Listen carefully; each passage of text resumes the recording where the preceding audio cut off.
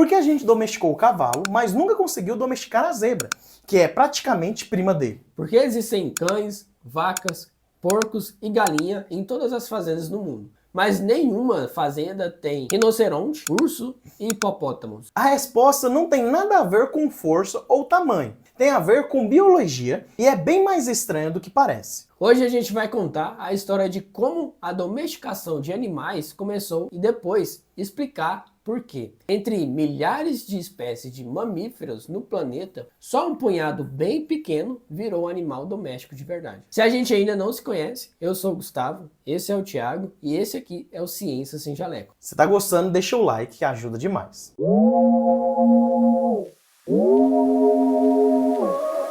A história da domesticação começa muito antes da agricultura. O primeiro animal domesticado pela humanidade foi o cão. Estudos genéticos sugerem que esse processo começou entre 15 mil e possivelmente mais de 30 mil anos atrás, a partir de populações de lobos. A teoria mais aceita não é que humanos capturaram filhotes de lobos e os treinaram. É que lobos mais tolerantes com a presença humana começaram a se aproximar dos acampamentos, atraídos por restos de comida. Com o tempo, os lobos mais dóceis se deram melhor, se reproduziram mais perto dos humanos e a espécie foi mudando, geração após geração, até virar o cão. Ou seja, em boa parte, o cão praticamente se autodomesticou, numa relação gradual de benefício mútuo com o ser humano. O grande salto na domesticação aconteceu com a Revolução Agrícola, há cerca de 10 a 11 mil anos, principalmente na região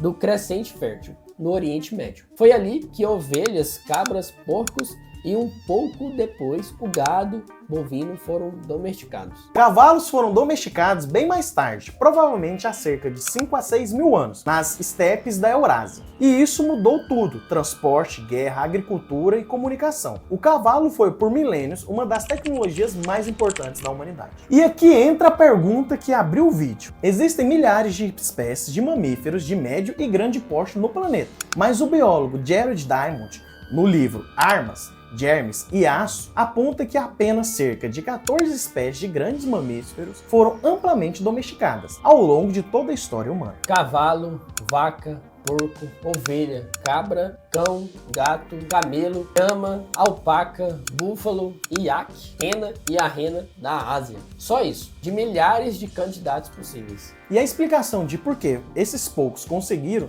é surpreendentemente específica. Se inscreve no canal se está gostando do vídeo. Segundo Diamond, para um animal ser domesticado com sucesso em larga escala, ele precisa passar ao mesmo tempo por vários filtros biológicos difíceis. É o que ficou conhecido como um princípio da Ana Karenina. Assim como uma família feliz precisa acertar em várias coisas ao mesmo tempo. Um animal doméstico precisa acertar em vários critérios simultaneamente. Basta falhar em um deles para inviabilizar tudo.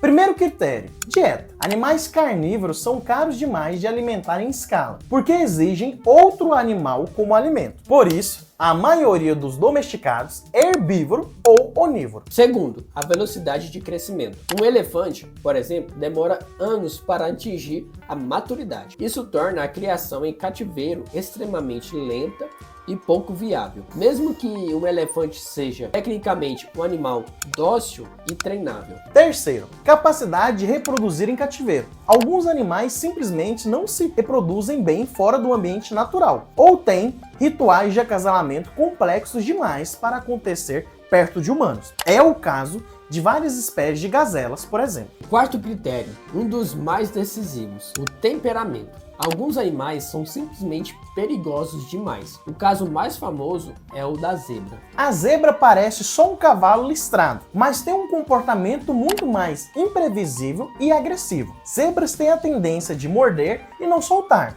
e são conhecidas por ferir gravemente até tratadores experientes em zoológicos. Historicamente, várias tentativas de domesticá-las fracassaram justamente por isso. Hipopótamos, apesar de herbívoros, estão entre os mamíferos terrestres mais perigosos e imprevisíveis do planeta. Os ursos pardos também têm força e imprevisibilidade suficiente para tornar a domesticação em massa inviável. O quinto critério, a tendência ao pânico. Muitos animais selvagens, como gazelas e veados, entram em pânico extremo diante de qualquer ameaça e podem se ferir gravemente tentando fugir de cercados.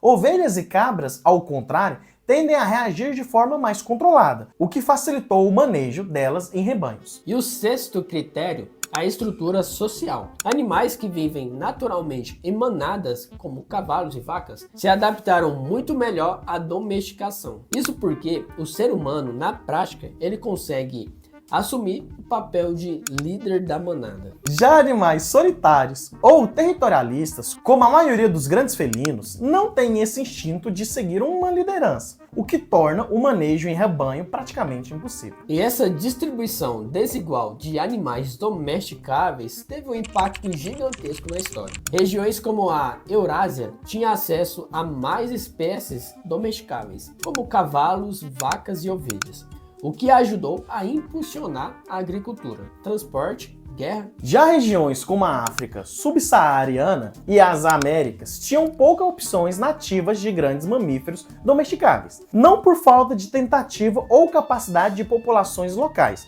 mas simplesmente porque os animais disponíveis não passavam nesses critérios biológicos. Existem experimentos científicos interessantes tentando entender melhor esse processo. O mais famoso é o experimento russo de domesticação de raposas prateadas, iniciado em 1959 pelo geneticista Dmitry Belyaev, que segue até hoje. Selecionando geração após geração apenas os animais mais dóceis para a reprodução, os pesquisadores conseguiram criar raposas visivelmente mais amigáveis com humanas em poucas décadas, muito mais rápido que o processo natural de domesticação que levou ao cão. O experimento mostrou algo fascinante. Selecionar só por docilidade também trouxe mudanças físicas nos animais, como orelhas caídas e manchas na pele, características parecidas com o que vemos em cães e outros animais domésticos até hoje.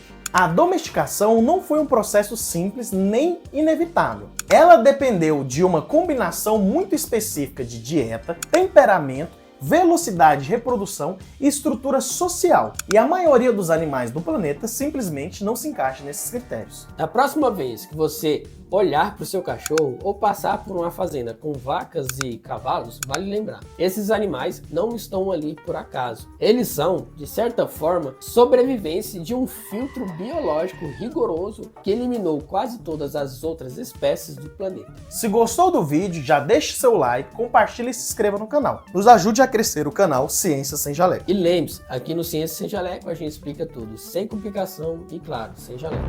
Até a próxima.